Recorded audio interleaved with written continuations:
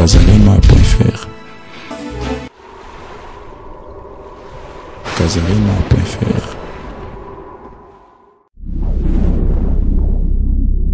Casarema.fr. Dieu n'a choisi qu'un seul ami dans ta vie. Conserve ce seul ami qui te rappelle toujours, tu es un enfant de Dieu.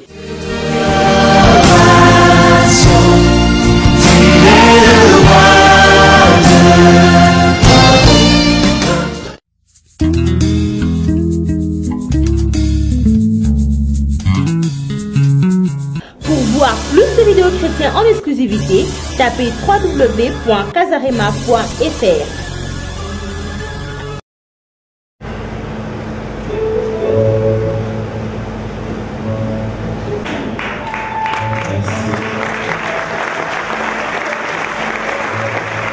Ceux qui sont là pour la première fois, nous avons changé, nous adorons, nous prêchons.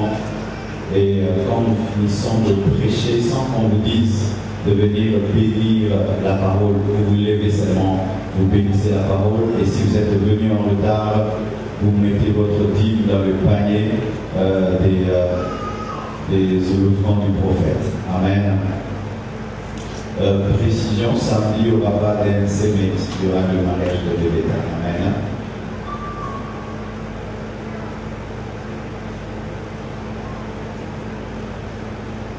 Si ces derniers temps nous ne travaillons pas, c'est parce que Dieu m'a mis à cœur de me ressourcer physiquement, afin de mieux le servir et travailler pour votre bénédiction. Et je crois vraiment que ça me fait beaucoup de bien de rester à la maison, dormir, me détendre.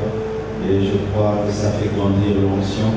Hier, on était à l'amphithéâtre du GEA, c'était très fort, mais je ne peux pas te dire comment j'ai prié pour aller prêcher, sinon tu vas perdre les prières. Amen. Donc j'ai fait la prière d'un homme qui se repose, mais les choses qui sont passées, les gens laissent casser vraiment là-bas. Donc Dieu est en train de faire des grandes choses. Je voulais vraiment présenter des excuses aux 3 couples que je devais venir quand j'étais à Brazzaville. Je ne l'avais pas fait dimanche passé. Il fallait que je revienne vous bénir. Mais j'ai eu un problème, je n'avais pas le document pour entrer à Brazzaville. Alors la DST a dit ceci: Pasteur, si tu sors de Brazzaville, tu ne rentreras plus. Tu ne rentreras plus. Alors tu choisis aller bénir le mariage et puis tu ne reviens plus terminer la croisade. Entre gagner les âmes et bénir le mariage, ce qui était prioritaire, c'était gagner les âmes, les mariages seront toujours bénis. Amen. C'est pourquoi j'étais obligé de choisir de continuer la croisade et de vous laisser bénir par un autre homme de Dieu que vous avez été béni. Amen. Et vous ne devez plus trop vous attacher à moi-même dans le domaine de bénédiction de mariage. Quand vous faites le programme d'être béni dans le mariage, dans la paix et pasteur au Pambolana, des coachs à la seconde. Parce que bientôt je veux beaucoup voyager, je veux beaucoup travailler dans le monde, alors je ne peux pas rester à Kinshasa seulement pour bénir les mariages. Donc vos mariages ne sont pas prioritaires pour moi. Ce qui est prioritaire pour moi, c'est d'ouvrir les extensions, c'est de faire l'apostolat, c'est faire des croisades, ce n'est pas bénir les mariages. Donc vraiment, mettez ça dans vos têtes et je ne veux pas des gens qui sont chez vous, parce que dans ton boulot qui donnent la langue. Est-ce que pas paiement, c'est ça, pas de la pas la mieux, c'est ça. C'est ça le problème dans l'église de réveil. Donc vous pensez que pour être béni, c'est seulement le pasteur, c'est archi faux. Moi, je n'enseigne pas ce leadership-là où tout est tourné vers le pasteur. Ce n'est pas ça notre vision à la compassion que Paulo Simba, Aster Kakanda Tchadiboko, non. L'ancien malade, n'est-ce pas, c'est lui qui fait la Sainte Seine le matin. Vous n'êtes pas béni ou pas? Et dans d'autres églises, c'est seulement le pasteur qui fait la Sainte Seine. C'est le pasteur seulement qui baptise. Non. Je ne crois pas en cela. C'est une manière de travailler très mauvaise qui fatigue le peuple, qui fatigue le leader, et ça devient de l'idolâtrie. Le pasteur devient un dieu, un gourou. C'est que je refuse d'être pour vous. Amen. Et je présente mes excuses parce que je vous avais promis. Amen. Et pour tous les autres, je ne présenterai pas des excuses. Si je suis là, je te bénis. Si je ne suis pas là, tu seras béni. Amen. Vous devez maintenant même accepter d'être béni parmi les collaborateurs. Exactement, on a abandonné à pasteur Anibada, pour la communauté, vous voyez que mal à Pambolio. On priait à la borne, pasteur Vernon pouvait être là. Il bénit pas, il est assis. Pasteur Roland, pasteur Kali, enseigne qui bénissent, pasteur Vernon la Pambolioté. C'est ça grandir.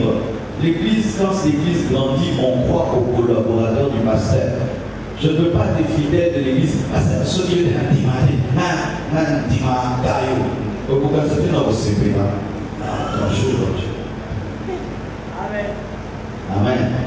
Donc, ôtez cela de vos têtes. Amen. Ici, ce n'est pas le moutisme.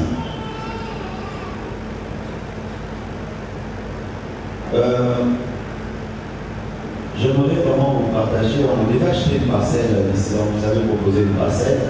On devait acheter des dégâts aussi grands que celle-ci. Et j'ai prié beaucoup pour ça. Mais vraiment, Dieu m'a envoyé un ange de Dieu.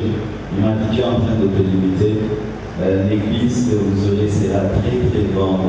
Prépare-toi, acheter une très très grande parcelle. Bien, mes frères et sœurs, vous qui voulez apporter l'argent pour l'achat de la parcelle, sachez que on ne peut pas acheter même un endroit comme celui-ci, il est petit. Amen. Cette église deviendra très très grande parce que chacun de vous gagnera 100 personnes, 200 personnes, 1000 personnes, 3000 personnes. Et puis que ce prophète qui ne savait pas que j'étais dans cette démarche-là m'a dit ça, je me suis répandu. C'est pourquoi j'ai voulu un peu vous partager un peu le plan du temple que nous allons construire. Donc il y aura une cave dans laquelle on va mettre la permanence, la chaudière, les lieux de délivrance où nous allons interner les gens qui ont des cas spirituels. Et au niveau normal, on appelle ça les chaussettes. Nous aurons le jardin, le temple, les toilettes, le panneau, les escaliers. Et nous aurons un groupe électrogène, un baptistère, au lieu d'aller à la chimie, on baptise à l'église. Nous aurons des colonnes majestueuses qui ressemblent à la Maison Blanche. Vous voyez, les colonnes là, on met devant la Maison Blanche. On va mettre ça. Vous voyez, je vois quelqu'un, un informaticien qui est en train de travailler sur ça. Je vais vous le présenter un jour. On va le projeter ici en 3D. Amen. Et il y aura la guérite des sécurités, baptistère, colonnes majestueuses, estrades et des caméras, et puis des écrans géants, parce que les gens seront trop lents, ils devront lire les communiqués projetés à l'écran géant. Amen. Et puis nous aurons le balcon. Nous avons à faire un balcon où nous aurons mettre aussi la cage sono, les fidèles et aussi des écrans géants. Deuxième étage, nous aurons l'école du dimanche, la salle de fête de l'église, au lieu qu'on vous bénisse salon pour vous, on te bénit à l'église et l'argent dans l'église et ça nous aide aussi à fonctionner. Amen. Une salle de conférence, aussi une salle de cinéma. Au lieu que vous ayez l'état finalement, vous voulez l'église à la cinéma. Si vous avez la place à marcher. Salle de cinéma, deuxième étage, salle de réunion avec la salle de réunion. Et nous aurons aussi le restaurant du cœur. La salle de fête sera aussi le restaurant du cœur. Amen. Toilettes et même des cuisines. Amen. Troisième étage, nous aurons le bureau, l'administration, le bureau du pasteur et ses collaborateurs, la salle de réception, un salon VIP de réception. Nous aurons des cuisines, des douches, des salles de bain. Quatrième étage, nous aurons la boutique du cœur, un restaurant VIP payant, où après le culte, au lieu de vous aller à l'église, vous restez à l'église, vous mangez un hamburger, de la compassion, tout ça. Des studios d'enregistrement, des studios radio, studios télé, une imprimerie, la bibliothèque du cœur, et un shop, vous achetez les CD, les DVD, les polos, les livres, le calendrier et tout le reste. Au cinquième étage, nous allons mettre la salle de gymnastique.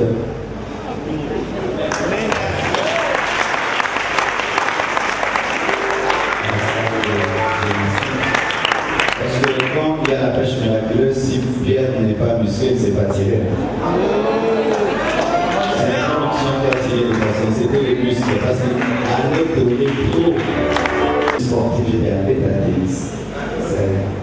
gymnastique, et quand il y a une salle de gymnastique, une douche, des toilettes et un shopping bio. Parce que tu ne peux pas faire une salle de gymnastique sans vendre des choses bio. Des fruits, des légumes, des fruits 100% bio. Et une salle aussi pour que tu achètes des tenues de sport. Pour ma pasteur. Je suis un fou qui a et je suis jeune, j'ai la grâce. J'ai commencé le ministère, j'avais 23 ans, donc j'ai tout le temps pour faire ça. Tout le temps, étage par étage. 6e étage, nous aurons un guest, un mini guest, avec des chambres VIP pour recevoir nos missionnaires au lieu de les loger ailleurs. Aussi, si tu vas aller en retraite VIP, tu viens à l'église, il y a des chambres VIP. Et aussi pour nous faire entrer de l'argent, parce qu'il y a des gens du monde entier qui viendront à l'église en passion au lieu de logement dans la terre. Non, dans un guest. Amen. Mais j'ai vu le pasteur Moussingou. J'étais en retraite dans son guest. En bas, c'est l'école. En haut, c'est le guest. Les allez pas trouver ça dans les aggraves de ça, la madame qui. Ashimola construit des maisons au Nigeria, mais il faut voir ces maisons-là.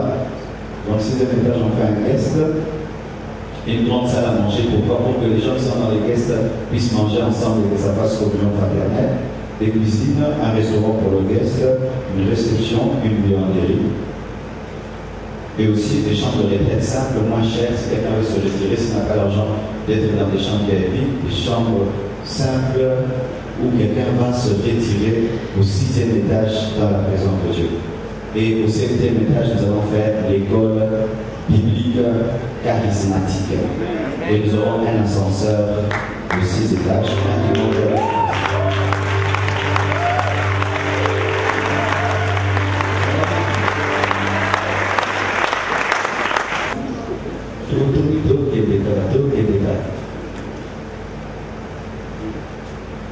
qu'il va bien. Nous bénissons Dieu pour ce que tu as fait au GR. Il y avait une telle onction, une telle présence de Dieu. Merci à tous ceux qui nous ont accompagnés. Il y avait plus de combien de jeunes? 2000, 3000, 2100, 2200 jeunes. Donc c'était terrible. Tout est passé sur Casarema. Vous pouvez voir ça sur Casarema dans 2 jours. Des guérisons, de la délivrance, des conversions même de berger. Francis a très bien prêché. Waouh, c'était une belle réunion hier. C'était terrible, un message révolutionnaire. Je remercie Dieu pour le bon fonctionnement de l'Église avant l'absence. Vous êtes des bons fils et des bons collaborateurs. Vous avez fait ça. Je n'étais pas là. La peinture est presque finie. Je n'étais pas là. Vous avez presque fini avec les plafonniers, les ventilateurs. Je n'étais pas là. Ça va ajouter des lampes. Je n'étais pas là. Vous avez fait le restaurant du cœur sans que je sois là. Vraiment félicitations à tous ceux qui ont travaillé avec Mala, Maman Blanche, les diacres, tous ceux qui ont travaillé comme ils se donnent notre absence. Je venais la nuit vers 22h voir. Vraiment, chapeau, que Dieu vous bénisse abondamment. Acclamons pour eux.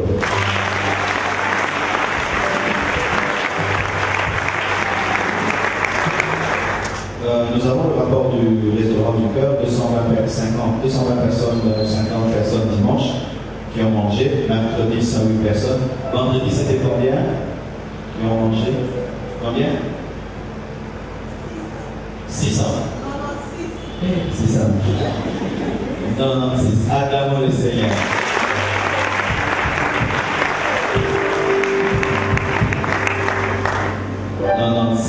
Gloire à Dieu. Et désormais, ce sera seulement mercredi et vendredi pour qu'il y ait la chaîne de prière et que les ouvriers puissent se reposer. Dis à ton voisin dimanche prochain. Dimanche prochain, chacun de nous doit apporter au moins 2 livres. Pour la bibliothèque du cœur, nous avons le restaurant du cœur, nous avons la boutique du cœur qui va faire dans 3 mois. Encore, nous allons amener des avis. Mais pour la bibliothèque a maintenant combien de livres? 176 livres seulement. Et la plus grande partie, ce sont mes livres. Alors chacun de nous, je suis sûr, a un livre à la maison. Nous apportons dimanche prochain, chacun au moins 2 livres, 1 ou 2 livres, un livre scientifique, mais pas occulte, ou un livre spirituel. Amen. dimanche, nous apportons des livres. On aura une pile de livres ici. Donc tu viens avec ta Bible et avec un livre chrétien, un livre aussi scientifique sur le management, sur la comptabilité. Tu amènes cela pour notre bibliothèque, comme ça les gens de 8h à 12h viennent. Ils travaillent aussi leur intellect dans la bibliothèque, d'ajouter à votre foi la science. Nous voulons être une église équilibrée. Nous lisons très bien l'équilibre aussi. Amen. Donc, dimanche, nous apportons nos livres.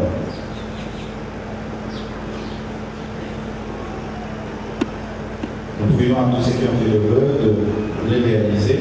Mercredi prochain, nous aurons un bombardier de la parole qui va prêcher. Mercredi, c'était bien? Amen. Donc, moi je dors, mais le Saint-Esprit ne dort pas. Amen. Donc, mercredi encore, il y aura quelqu'un qui crache le feu, qui va nous prêcher la parole de Dieu. Venez très nombreux, le berger Bonbon nous a fait du bien mercredi et vendredi. Mais pour la semaine, ce sera seulement mercredi que nous allons inviter un puissant serviteur de Dieu. Vendredi et dimanche, nous allons travailler pour bénir le mariage. Il y a un grand témoignage dans la communauté chrétienne. On a offert à notre extension de Kitamo une grande parcelle.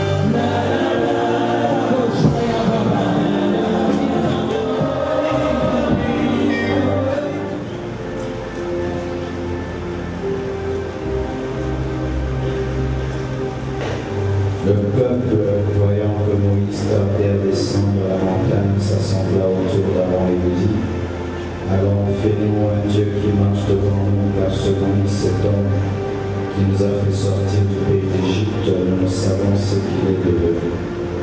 Aaron ôtez les anneaux d'or qui sont aux oreilles de vos femmes, de vos fils et de vos filles, et apportez-les-moi. Les 12 ôtèrent les anneaux d'or qui étaient à leur oreille, et ils les apportèrent à Aaron. Il les reçut de leurs mains, jeta alors dans un moule et fit un veau en état fondu, et il dit: Israël, voici ton Dieu, qui t'a fait sortir du pays d'Égypte. Lorsque Aaron vit cela, il bâtit un autel devant Dieu, et il s'écria: demain il y aura fête en l'honneur de l'Éternel. Le lendemain, ils se levèrent le matin et ils offrirent des holocaustes et des sacrifices d'action de grâce. Le peuple s'assit pour manger, pour boire, puis se levèrent pour se divertir. L'Éternel dit à Moïse: va, descends à ton peuple, que tu as fait sortir du pays d'Égypte ces corrompus. Ils se sont promptement écartés de la voie que je leur avais prescrite. Ils se sont fait un veau en état fondu. Ils se sont prosternés devant lui. Ils lui ont offert des sacrifices. Et ils ont dit: Israël, c'est ton Dieu, qui t'a fait sortir du pays d'Égypte. L'Éternel dit à Moïse: je vois que ce peuple est un peuple au cou raide. Et un dernier verset, Jean 16, 17.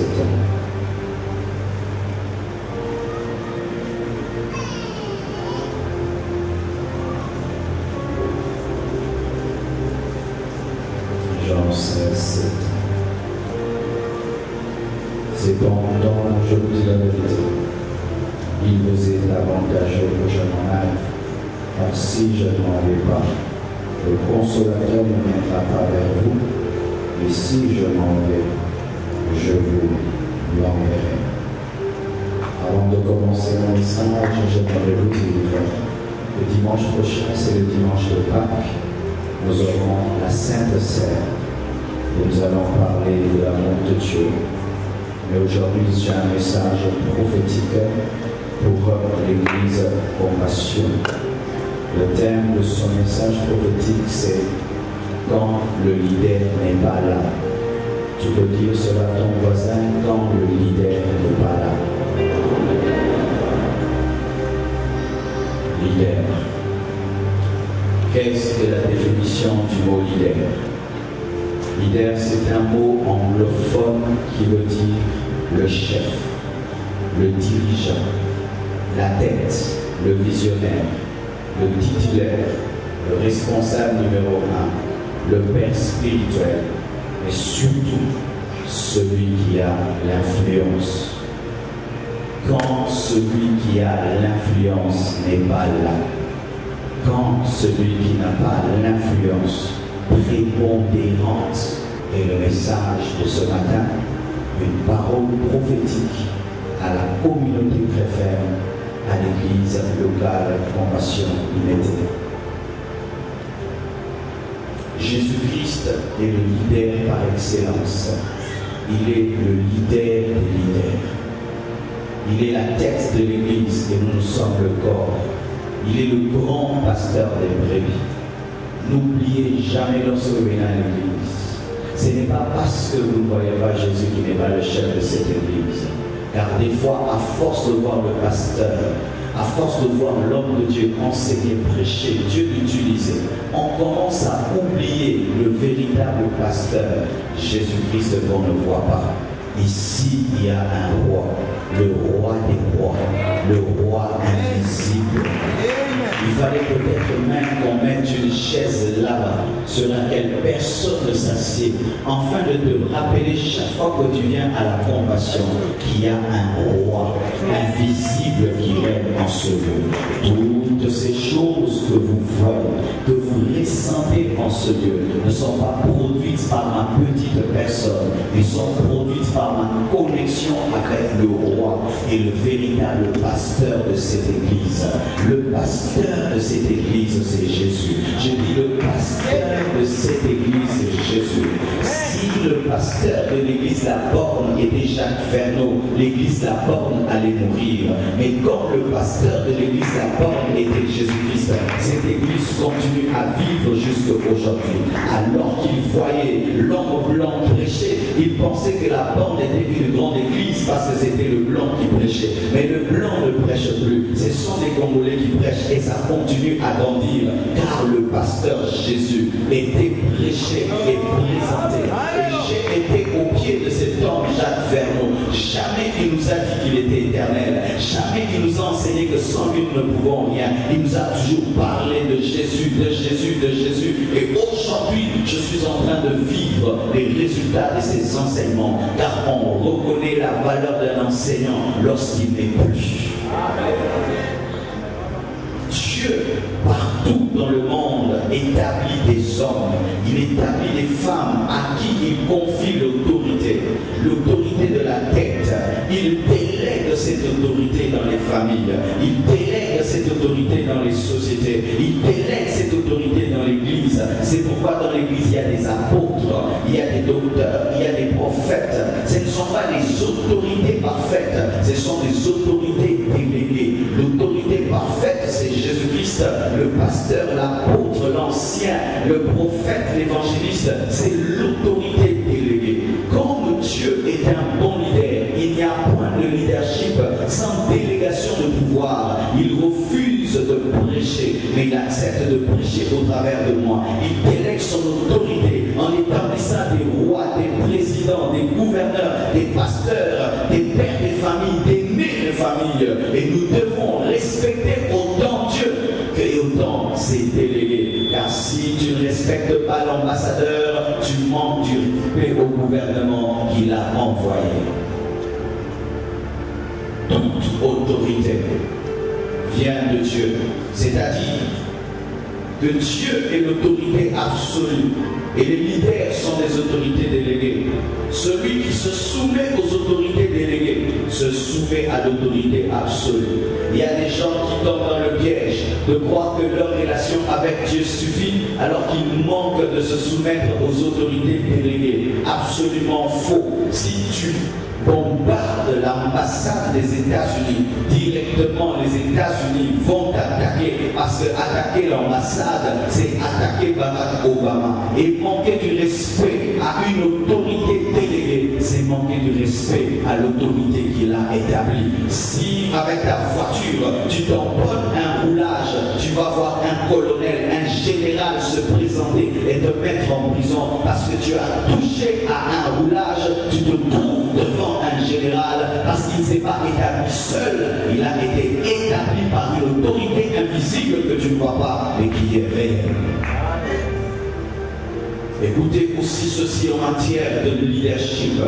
Il n'y a jamais de test dans un corps, comme il n'y a jamais de leader dans une famille, dans une société, dans une église, dans un ministère, même dans un département. C'est pourquoi, bien aimé dans la famille, lorsque la femme devient l'homme, désordre directement. Lorsque le cadet veut devenir l'aîné, ça fait le désordre. Lorsque le colonel veut devenir le général, ça fait le désordre. Lorsque les présidents des départements ne respectent pas les anciens, ça fait le désordre. Lorsque les anciens ne respectent pas les pasteurs, ça fait le désordre. Pourquoi? Dans le domaine du leadership, il faut seulement une seule tête. Lorsque un enfant naît, même s'il est beau, s'il a deux têtes, on dit que c'est un monstre. Et partout où il y a plusieurs leadership, il y a monstruosité. Une tête, une tête, une tête. Bien-aimés frères, sœurs, lorsque dans le leadership, le principe d'une seule tête n'est pas respecté, il y a des ordres. Parce que la tête gauche va dire on va à droite et l'autre dit on va à gauche et le corps ne sait plus où aller. As-tu déjà pris un ordinateur, tu appuies play et puis stop et puis eject, qu'est-ce qui va arriver? Rien ne va se faire. Rien ne va se faire. Pourquoi? Il n'a pas été fait pour recevoir plusieurs ordres à la fois. Il faut un leader même dans le domaine de l'informatique.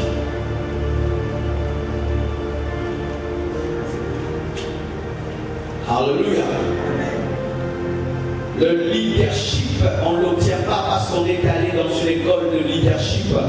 Dieu établit les leaders et quand il t'établit leader, tu vas étudier le leadership. Mais il y a des gens qui, parce qu'ils ont étudié le leadership, ils disent qu'ils sont leaders. Oui, tu peux être leader dans une entreprise, tu peux être leader dans la politique parce que tu as étudié le leadership. Mais à l'église, on ne devient pas leader parce qu'on a étudié le leadership. À l'église, Dieu établit les leaders et des fois, il établit les leaders incompétents. Et ce sont les leaders qu'il a établis parce qu'il fait grâce à qui il veut. S'il fallait parler de compétences, ce n'est pas Pierre qui devait prêcher le jour de la Pentecôte, il fallait que ce soit Matthieu, mais Dieu a établi que ce soit Pierre. S'il fallait parler de compétences, il fallait que ce soit Aaron qui soit le leader de Moïse, mais Dieu dans sa grâce a établi le Père, afin qu'il soit le leader de celui qui parle mal.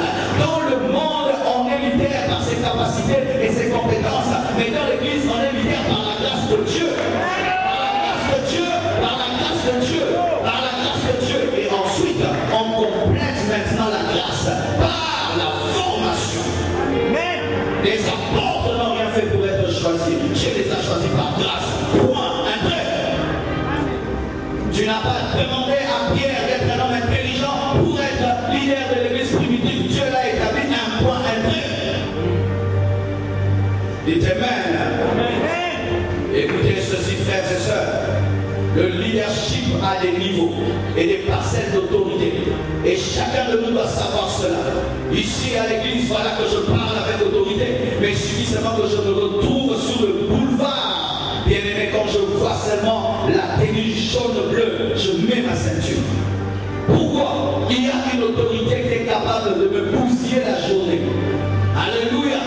Le jour que je suis allé à Brazzaville, le pasteur, je me suis retrouvé aux arrêts et on était en train de me faire un PV. Pourquoi? Il y avait une autorité en face de moi. Celui qui m'a invité à négliger sa signature et il a révélé qu'il était autorité. Si tu veux avoir des problèmes dans la vie, néglige l'autorité des autres. Parce que là où tu es autorité, l'autre n'est pas autorité. Et là où l'autre est autorité, tu n'es pas autorité. Fais très attention de te retrouver dans le terrain de l'autre. Et d'ailleurs, à Brazzaville, j'ai appris cela. Vous imaginez un colonel de téléphone, un homme de rien, il dit à côté de l'été pour aller mon cousin. Et ça fait bon. Dans le domaine du leadership, que chacun respecte la parcelle de l'autorité que Dieu lui a donnée. Je peux décider tout ici, mais lorsque je vais seulement dans ce guest house et je dis faites ceci, on va dire pasteur ici, ce n'est pas l'église de compassion. Il faut connaître tes limites. Même les anges connaissent leurs limites. Gabriel sait qu'il est l'ange messager et Michael sait qu'il est l'ange de guerre. Ils reconnaissent leurs limites. Alléluia.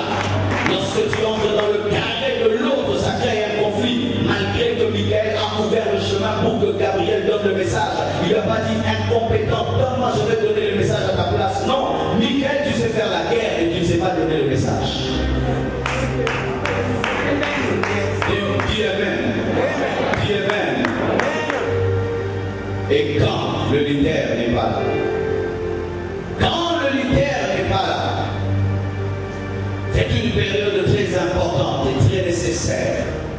Et c'est une bonne période quand le leader n'est pas là. Jésus-Christ lui-même a dit, il vous est avantageux que je m'en aille afin que vienne le Saint-Esprit. C'est une bonne chose que je puisse partir pour que puisse venir un autre consolateur qui sera avec vous partout en tout lieu. Parce que moi physiquement je ne peux pas être partout en tout lieu. Car Jésus-Christ étant Dieu fait homme ne pouvait pas être partout en tout lieu. Il avait besoin de barque, mais jamais le Saint-Esprit n'a demandé de barque.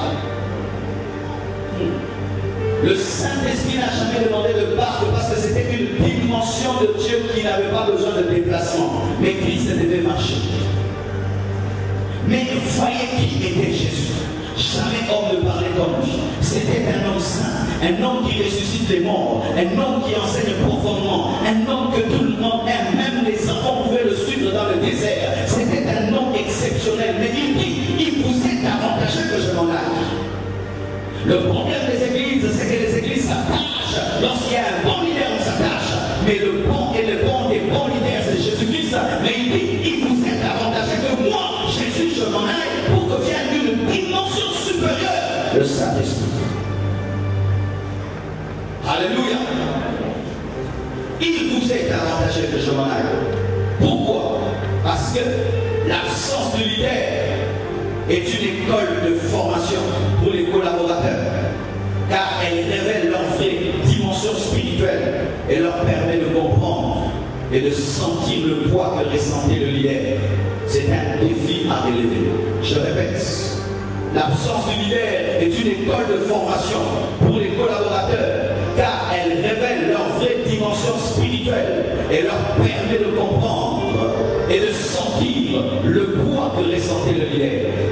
Lorsque je dis à Mala, maintenant je me repose un mois et tout est sur toi, Mala maintenant me respecte et se dit, ah, le pasteur pendant plus de 15 ans a subi tout ça.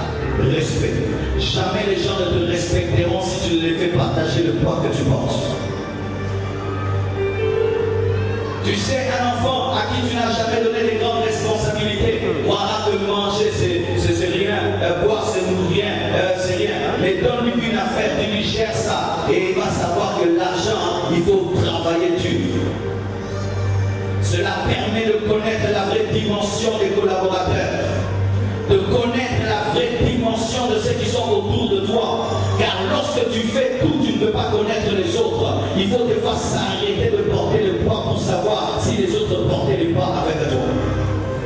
Lorsque tu transportes quelque chose de lourd et que tu y mets toute ta force, tu peux croire que tu es aidé. Mais arrête de prendre, arrête de toucher. Et si tu vois que le poids tombe, sache que personne ne t'aide. Un jour, mon pasteur m'a dit quelque chose de bizarre. Il a dit, demain il y a culte, mais je ne veux pas prier, mais il faut qu'il y ait l'onction. Je veux voir si vous êtes des hommes de prière. Je ne prierai pas, je viendrai à l'église, je dois trouver l'onction. Pourquoi? Il voulait savoir s'il était le seul à opérer dans le monde des esprits. Quand le leader n'est pas là, cela permet de changer le niveau des collaborateurs. Alors que je ne viens plus, ça fait une semaine et je viens que dimanche. Quelle est la vraie dimension qui s'est révélée? Cher fils de la compassion, cher collaborateur, quelle est ta vraie dimension? Est-ce que ça a révélé que tu as une grande dimension ou une petite dimension dépendante du pasteur? Alléluia. Bien-aimés frères et sœurs, c'est un défi quand le leader s'en va. Parce que si ça meurt, ça révèle que les collaborateurs étaient des fainéants. Si pendant que je me repose et je commence à voyager dans le monde et que je reviens à l'église ne grandit pas, c'est là la preuve que mes collaborateurs étaient des fainéants qui se cachaient derrière mon travail. Les apôtres n'étaient pas des fainéants. Jésus-Christ est mort, il est ressuscité, il est à la droite de Dieu le Père. Et voilà que nous sommes en train de prêcher l'évangile à Kinshasa, en train de prêcher l'évangile dans le monde. Paul n'était pas un fainéant, Pierre n'était pas un fainéant. En 2 ans, Paul à lui-même a gagné toute l'Asie mineure. Il guérissait les gens avec leur ombre. Ils ont fait comme Jésus, plus que Jésus. Et aujourd'hui, il y a l'évangile. Quand le leader n'est pas là, ça révèle soit de la force des collaborateurs, soit de la faiblesse des collaborateurs. Ça révèle soit qu'il avait des collaborateurs, soit qu'il avait des étiquettes de collaborateurs. Quand le leader n'est pas là, son absence prouve la qualité du travail abattu. Lorsque un potier fait ce vase et il peut mettre des barres de fer pour le tenir, dans quel des barres de fer, on ne peut pas savoir si le mélange était bon. C'est lorsqu'ils vont enlever les barres de fer et tout ce qui soutient, et on dit non, c'était un bon mélange. Il en est de même. Lorsque tu as pas un travail spirituel, il faut te retirer et pour voir si le travail continue à vivre sans toi. Cordon ombilical, cet enfant mourra et ça va prouver qu'il était malade. Et des fois, dans la vie chrétienne et dans l'église, il faut que le cordon ombilical soit coupé pour voir si vous pouvez vivre par vous-même. Mon père spirituel m'a formé pendant 4 ans à ses pieds. Après, il m'a imposé les mains comme j'aime poser les mains. À mon frère, il est parti 1 semaine après, il est parti aux États-Unis et aujourd'hui l'église est là. Ça prouvait que j'ai reçu la vie. C'est pourquoi je continue à vivre. Est-ce que pendant que je prêche, vous recevez la vie, vous recevez l'onction, vous recevez la parole? Si vous ne recevez pas, quand Dieu va commencer à m'envoyer partout comme un papillon, vous mourrez. Parce que certains viennent à l'église par l'habitude. Ils ne savent pas que bénéficier d'un ministère, c'est un temps qu'il faut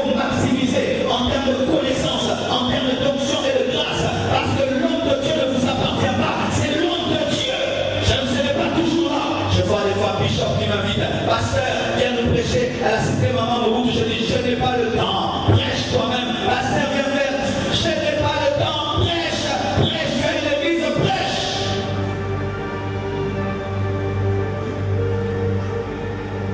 Cela révèle le travail.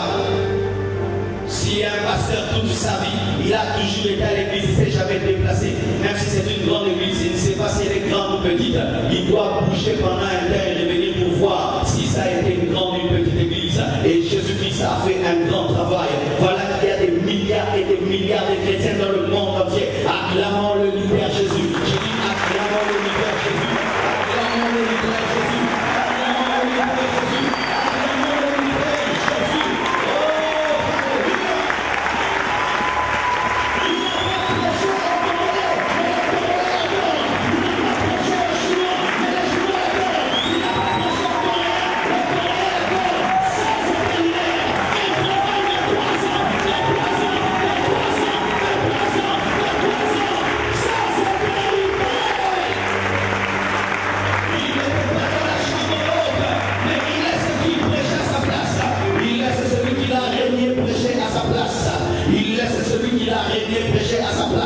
Et il y a une conversion de 3000 personnes.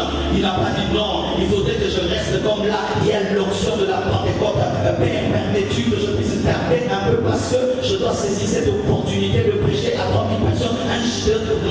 Il n'était pas entre le ciel et la chambre haute. Il était déjà en train de monter, afin d'intercéder à la droite de Dieu le Père. Parce que ce travail était plus important que de prêcher à la Pentecôte. Bien aimé, maintenant l'apostolat est plus important que d'être un votre pasteur. Je vais expliquer pour ceux qui ne comprennent pas. Lorsque Dieu m'a appelé, il ne m'a pas appelé être pasteur, il m'a appelé être un apôtre, quelqu'un qui bâtit des églises et qui forme des serviteurs de Dieu. C'est pourquoi, bien aimé, si tu t'attaches à moi, sache que moi je ne suis pas pasteur. Moi je suis un engendreur et un formateur. Et Jésus-Christ était plus dans sa mission de sacrificature et il n'était pas dans la mission de prédicateur. Il a prêché pendant un temps, mais sa vraie mission c'était la sacrificature. Ainsi un apôtre pendant un temps peut prêcher comme un évangéliste, un pasteur, mais n'est pas pasteur. Mais beaucoup d'églises transforment les apôtres en pasteurs. On dit qu'à la mission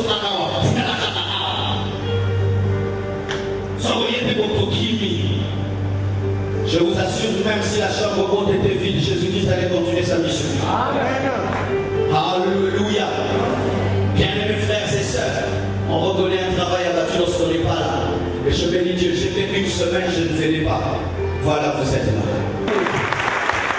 Encore une fois, ça veut dire qu'ils ont prié, ils ont jeûné, ils ont été dans la présence de Dieu. Et vous êtes là. Ça, ce n'est pas le fruit de mon travail de la semaine, parce que je n'ai rien fait. Ça, c'est le fruit du travail des fils. Dites Amen. Dites Amen. Lorsque cette église atteindra la dimension où je fais une année, je ne viens pas. Et vous grandissez, bien-aimés. Nous aurons une église aux États-Unis, en France, en Belgique. Les gens m'appellent du Canada. Pasteur, viens. Vous savez qu'au Canada, il y a des gens qui suivent les prédications à 50, un salon, à la matinée, à la mission. Il faut aller là-bas pour les affecter et mettre un pasteur. Mais ceux qui vous appellent, ping mamama, ne les choukana, ping mamama, la pantalon. Il faut que ça un bon habillé. Dans Facebook, je suis au Canada. Rencontrons-nous à la venue Saint-Pierre. Il y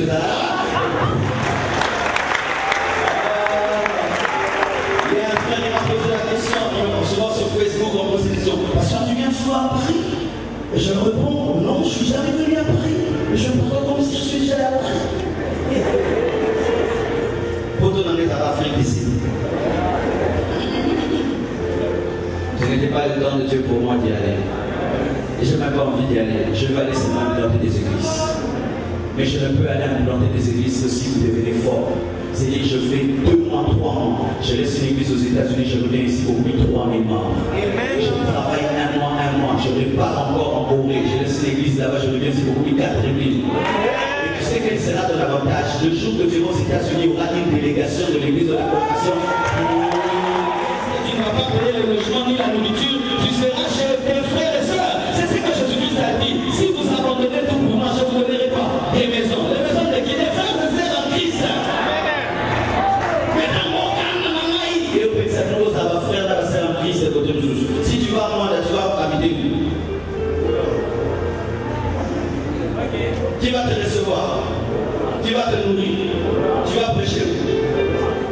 Tu vois.